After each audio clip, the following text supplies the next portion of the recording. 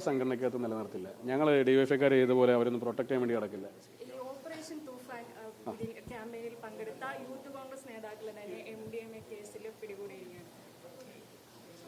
Youth Congress നേതാവൊന്നുമല്ല. ഇത് ചിത്രം നടക്കുമ്പോൾ ആ ചിത്രത്തിൽ അത് പിന്നെ അങ്ങനെ ഭാരവാഹിത്വത്തിൽ പെടുന്ന ആളൊന്നുമല്ല. ഇനി അങ്ങനെ ഏതെങ്കിലും ഒരു യൂത്ത് കോൺഗ്രസുമായി ബന്ധപ്പെട്ട് നിൽക്കുന്ന ഏതെങ്കിലും ഒരു ചെറുപ്പക്കാരന് ഈ പറയപ്പെടുന്ന രീതിയിൽ ലഹരി മരുന്ന് മാഫിയുമായിട്ട് ഒരു വിദൂരമായ ബന്ധമെങ്കിലും ഉണ്ടെങ്കിൽ അവരെ സംഘടനയ്ക്കകത്ത് നിലനിർത്തില്ല. ഞങ്ങൾ ഡിവൈഎഫ്ഐക്കാർ ചെയ്തപോലെ അവരൊന്നും പ്രൊട്ടക്ട് ചെയ്യാൻ വേണ്ടി നടക്കില്ല. ഗവൺമെന്റിന്റെ എല്ലാ സ്വാധീനവും ഉപയോഗിച്ച് കഴിഞ്ഞ കാലഘട്ടങ്ങളിൽ മുഴുവൻ അറസ്റ്റ് ചെയ്യപ്പെട്ട ലഹരി മരുന്ന് കേസിൽ ഉൾപ്പെടെ അറസ്റ്റ് ചെയ്യപ്പെട്ട ആളുകളൊക്കെ സംരക്ഷിക്കാൻ വേണ്ടി നടന്ന പോലെയൊന്നും ഒരു കാരണവശാലും യൂത്ത് കോൺഗ്രസിന്റെ ഭാഗത്തുനിന്നോ കോൺഗ്രസിന്റെ ഭാഗത്തുനിന്നോ യാതൊരു വിധ സംരക്ഷണം ഉണ്ടാകില്ല. ആരെങ്കിലും അറിഞ്ഞോ അറിയാതെയോ അതിന്റെ ഏതെങ്കിലും ഒരു പരിസരത്ത് കൂടെ പോയിട്ടുണ്ടെങ്കിൽ അവരെയൊക്കെ ഞങ്ങൾ ശക്തമായ നടപടി എടുക്കും. അത് സംഘടനയ്ക്കകത്ത് വെച്ച് പൊറപ്പിക്കില്ല. അതിനെ സംബന്ധിച്ച് വളരെ കൃത്യമായ സ്റ്റാൻഡ് പാർട്ടിക്കുണ്ട്, യൂത്ത് കോൺഗ്രസിനുണ്ട്, ഗവൺമെന്റിനുണ്ട്. അതിലൊരു വ്യത്യസ്തമായൊന്നും സംഭവിക്കില്ല. ഇത് പിന്നെ കേരളത്തിനകത്ത് ഇതൊരു വലിയ നെറ്റ്വർക്കാണെന്നുള്ള കാര്യം നിങ്ങൾക്കറിയാം. രാഷ്ട്രീയ ഭേദമന്യേ മതജാതി ഭേദമന്യേ ഇന്നത്തെ ചെറുപ്പക്കാർക്കിടയിലേക്ക് ഇത് വലിയ രീതിയിൽ വ്യാപിച്ചിട്ടുണ്ടെന്നുള്ള കാര്യം നമുക്കറിയാം. എങ്ങനെ വ്യാപിച്ചു എന്ന് വെച്ചാൽ കഴിഞ്ഞ 9-10 വർഷക്കാലത്തെ ഗവൺമെന്റിനിടയിൽ അവസാനത്തെ ഒരു 9 വർഷം എന്ന് വെച്ചാൽ ആദ്യത്തെ ഗവൺമെന്റ് വന്ന് 1 വർഷത്തിന് ശേഷം ഇതിന് വലിയ രീതിയിൽ പിന്നെ അൺഓതറൈസ്ഡ് ലൈസൻസ് കൊടുത്തതുപോലെയായിരുന്നു. ഒരു തരത്തിൽ പോലും ഇടപെടൽ ഉണ്ടായിട്ടില്ല, ഒരു തരത്തിൽ പോലും എൻഫോഴ്സ്മെന്റ് ഉണ്ടായിട്ടില്ല. അപ്പോൾ ആളുകൾക്കിടയിൽ വളരെ സുലഭമായി ഈ ലഹരി മരുന്ന് പദാർത്ഥങ്ങൾ കിട്ടുന്ന ഒരു സാഹചര്യം ഉണ്ടായി. അതിന് ഏതെങ്കിലുമൊക്കെ രീതിയിൽ ചെറുപ്പക്കാർ വഴിപ്പെട്ട് പോയിട്ടുണ്ടെങ്കിൽ അതിന് ഉത്തരവാദിത്വം ഉണ്ടായിരുന്നത് ഗവൺമെന്റിൽ തന്നെയാണ്.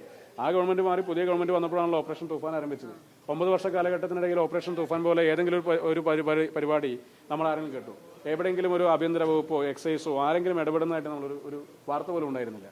അപ്പോൾ വലിയ രീതിയിൽ കേരളത്തിൽ ലഹരി മരുന്ന് വ്യാപനത്തിന് വഴിയൊരുക്കുന്ന ഒരു അവസരം സംസ്ഥാന ഗവൺമെന്റിന്റെ പിടിപ്പീടിന്റെ ഭാഗമായിട്ടുണ്ട്. അതിന്റെ വിക്ടിംസ് ആണ് ഇന്ന് അറസ്റ്റ് ചെയ്യപ്പെടുന്ന ഈ ചെറുപ്പക്കാരെല്ലാം തന്നെ. അവരെല്ലാം സത്യത്തിൽ വിക്ടിംസ് ആണ്. കാരണം ഇതിന്റെ ഏറ്റവും താഴെ തലത്തിലുള്ള ആളുകളാണ് ഇവരെല്ലാം തന്നെ. ഏറ്റവും താഴെ തലത്തിലുള്ള ആളുകളാണ്.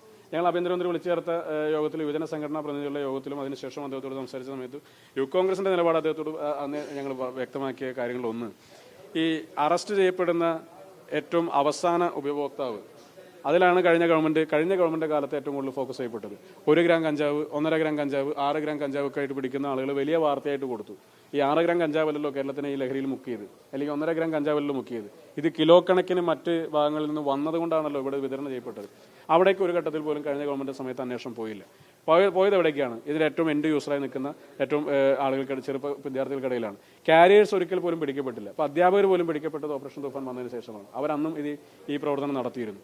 അപ്പോൾ ഇതിൽ 19-18 വയസ്സ് പ്രായമുള്ള ഒരു വിദ്യാർത്ഥിയോ അല്ലെങ്കിൽ ചെറുപ്പക്കാരനെ അറസ്റ്റ് ചെയ്യപ്പെടുമ്പോൾ അവനെ നമ്മൾ ലഹരി വ്യാപനത്തിന്റെ ഉത്തരവാദിയായിട്ട് വെക്കുന്നതിന് പകരം അവനതിന്റെ വിക്ടിമാണെന്ന് തിരിച്ചറിയേണ്ട ഒരു ബോധം നമുക്ക് മാധ്യമങ്ങൾക്ക് സമൂഹത്തിനുണ്ടാകണം. അവരെ ജീവിതത്തിലേക്ക് തിരിച്ചു വരാൻ അവർക്ക് അവസരം ഉണ്ടാകും. റീഹാബ് ചെയ്യാനുള്ള ഉത്തരവാദിത്വം നമുക്ക് എല്ലാവർക്കും ഉണ്ട്. അതിനപ്പുറത്തേക്ക് അവരെ നിരന്തരമായി ആക്ഷേപിച്ചുകൊണ്ടിരുന്നാൽ വീണ്ടും അവർ നെറ്റ്വർക്കിന്റെ ഭാഗമാവുകയെ അവർക്ക് നിവൃത്തിയുള്ളൂ. അപ്പോൾ അതുകൊണ്ട് ഏതെങ്കിലും ചെറുപ്പക്കാരൊക്കെ ഇതിന്റെ ഭാഗമായി ഇതിന്റെ എൻഡ് യൂസറായി പിടിക്കപ്പെടുന്നുണ്ടെങ്കിൽ അവരുൾപ്പെടെ അവരാണ് ഇതിന്റെ ഉത്തരവാദി എന്ന് പറയുന്നത് നമുക്ക് യോജിപ്പില്ല. ഇതിന്റെ കണ്ണികളാണ് മുറിക്കപ്പെടേണ്ടത്. അത് ഏറ്റവും ഫലപ്രദമായ രീതിയിൽ തന്നെ കേരളത്തിന്റെ ആഭ്യന്തര വകുപ്പ് മന്ത്രി ശ്രീ രമേശ് ചെന്നിത്തല നേതൃത്വം നടപ്പിലാക്കിക്കൊണ്ടിരിക്കുന്നുണ്ട്. അദ്ദേഹത്തെ എത്ര അഭിനന്ദിച്ചാലും പോലും പിന്നെ മതിയാകാത്ത രീതിയിലുള്ള ഒരു പ്രവർത്തനമാണ് അദ്ദേഹത്തിന്റെ നേതൃത്വത്തിൽ ഇക്കാര്യത്തിൽ നടന്നുകൊണ്ടിരിക്കുന്നത്. അദ്ദേഹത്തിന്റെ നിലപാടിനൊപ്പം തന്നെയാണ് യൂത്ത് കോൺഗ്രസ്. ഒരു കാരണവശാലും അത്തരക്കാരായ സംഘടനയ്ക്കകത്തുണ്ടാവുക.